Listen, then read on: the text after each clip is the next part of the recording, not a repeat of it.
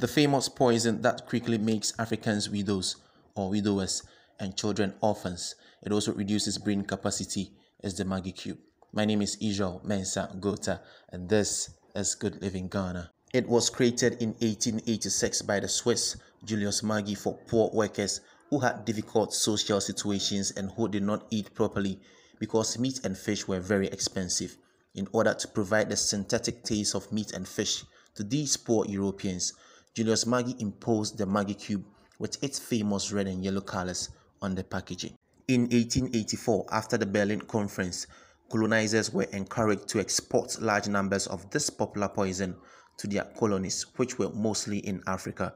Businessman Julius Maggi thought that if there were people who could not buy meat or fish in Europe, it would be worse in Africa.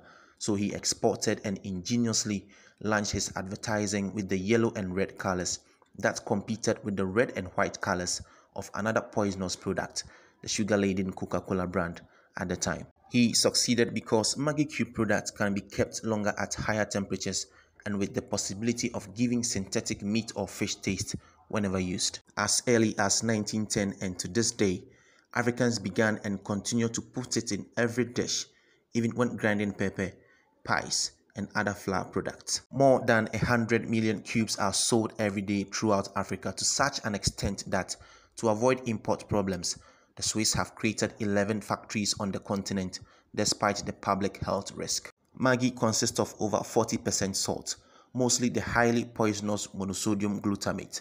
Consuming the Maggi cube every cooking day is akin to increasing cardiovascular related diseases, which brings on erectile dysfunction, hypertension, diabetes, heart attacks, especially cerebrovascular attack, popularly called stroke.